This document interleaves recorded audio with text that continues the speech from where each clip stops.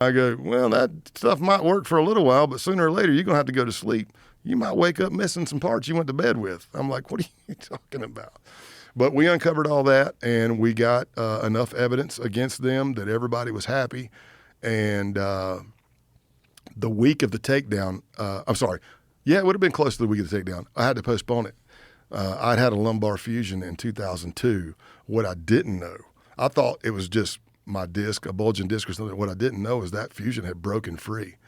And for about 15 years, I just had nothing. I had no disc. The cadaver bone dissipated. So my back was spasming really, really bad. Like I couldn't get out of the floor. So I took some prednisone, got off the floor with electric stim. We had to postpone it for a week. So then I went, and on a Friday, I flew into Baltimore, met the case team, drove up Saturday to Delaware, trained all day with those guys, helped get more information that everybody wanted, came back late to Baltimore, flew to Atlanta, drove up to try to close the deal with the Georgia crew. And I think I got home Monday for a couple of hours. I went back. Now I'm meeting with the SWAT teams because we're planning on the takedown. And by Wednesday, I picked up Luke, who lived on the 100-acre farm, and we did a ruse where the car, my car was messed up. I'm like, did you hear that? Actually, more divine intervention. I was going to fake that something was wrong with my car, my truck. We're driving, and all of a sudden something goes, bam, like that. And I go, I didn't run over anything. I go, did you hear that? He said, yeah. I said, I swear if that damn brake caliper froze again, I said, let me pull over. Well, I pulled over to the spot SWAT team wanted me to, and then we did a ruse. I was around the back of the truck looking, and another truck pulls up. I'm like, oh, my gosh, man, I can't believe you're here. And then I jump in that truck, and then the SWAT team and the Bearcats rolling over the hill, and they took him without incident. Helter Skelter and Pestilence got picked up without incident.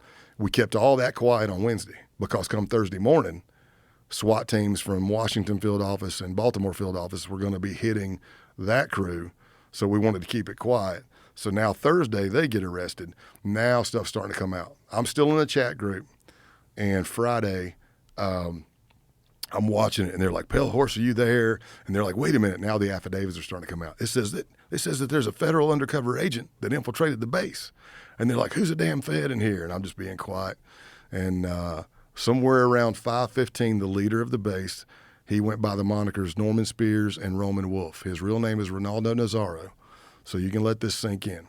Here's an American citizen born in America, went to Villanova, was in the Army, to my understanding, Army, Intel, and he was contracted at some point for some job in the Department of Justice. Now resides in St. Petersburg, Russia. And I guess he supposedly teaches English. They tried to say the base didn't have a leader. He's definitely the leader. Wow. And has a Russian family. So you can do your own speculation there. I'm not working that case anymore. How fucking crazy. Right? What was his red pill moment? Because clearly, if you look at his history, he was kind of on the liberal side. Something happened somewhere.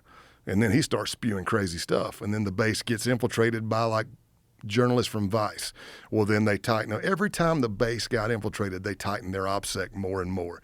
Every propaganda video we did, the rule was it has to be better than the last one because we're trying to get everybody. And so I'm watching all this roll out. There's no way a Fed's in here, this, that, and the other, blah, blah, blah.